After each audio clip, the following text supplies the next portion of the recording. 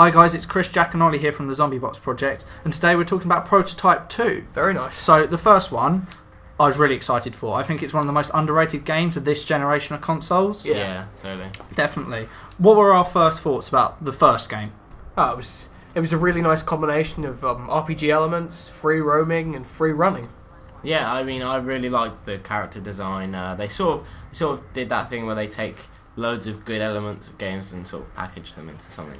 If Dead Space was an action game, this is what you'd have. I mean, definitely. So we've all played Prototype. What do we think of changing from Alex Mercer to James Heller? Well, when you were in Prototype 1, you were playing as Alex Mercer, who's sort of like an anti-hero. Yeah. Not exactly the bad guy as such, but you could definitely see how he could be construed from outside of the little world. Oh, it turns out he was the problem in the first place. He was a bioterrorist.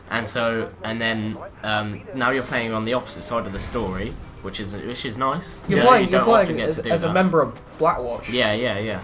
Whose family was murdered by Alex Mercer and was then infected by Alex Mercer. I mean, did Alex Mercer have a reason for doing this? Yeah. Or is he just generically evil now? So we like the addition of the extra humanity in the story, because Alex Mercer didn't have much humanity to him, but James Heller, we can really see why he's doing what he's doing. I mean, at the end of the first game, he survived a nuclear explosion, and absolute power corrupts absolutely. There's a very good chance he could be evil. Yep. So does it run the risk of being too similar to its predecessor? I think it definitely does. I mean, they did so much with the first game that I can't really see where they're going to take it with James Heller. I mean, it's a different type of hero, so it might be... They could update the visuals, give us more enemy types. Yeah. I like the fact you could use vehicles and like guns. They could improve that mechanics. Yeah. I mean, I don't think there's very many free roaming, extremely destructive RPGs at the moment. This is a gap in the market since the last Prototype. Definitely. It was chaos, but it was well implemented chaos. Oh yeah, I mean, it was mental. Do they need to change anything? Do they need to add anything? Was there any game breaking issues? Well, first of all, what they were playing was Hulk Ultimate Destruction.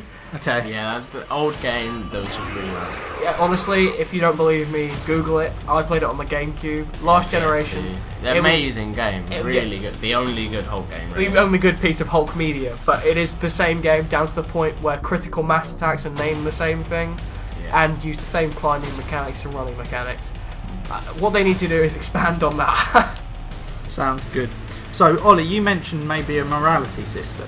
Yeah, I think that maybe because you're playing as James Heller from the other side of the story, and you're not actually just sort of a mindless virus, as it were. Yeah. There could be an inclusion of some sort of morality issue, maybe change the storyline a little bit. Would it be Mass Effect with Paragon Renegade? I don't think it'd be as involved as that. It would be virus/humanity. Well, yeah, just be sort of two sides. So you'd want a clear cut, or maybe a bit of in between, black and grey areas rather than black and white. Well, I imagine Heller has got potential to go completely insane, kill a bunch of people, all in the name of revenge. Yeah. There's opportunity to get vengeance for his family, which is almost a good cause. So I imagine it would be human instincts versus the instincts of a virus, which is go into an area and destroy it. Okay. Multiply, So the web of intrigue, you could go to people, absorb them, and then see a little cutscene of their memory, and it just added to the overall story. Nice and freaky. It was very freaky. Do we want to keep that in? Definitely. Oh yeah, it's sort of... I don't think Heller's got amnesia though, so I'm not sure how they're going to work it in. It's the web of intrigue in Prototype sort of added another element to it, like that dark element. Really. I imagine you could possibly see it through the gap in between Prototype and Prototype 2, because you've been injected with Alex Mercer's cells. Who knows? Maybe you'll see through his eyes. Yeah, maybe. One thing we mentioned was boss fights. Yeah.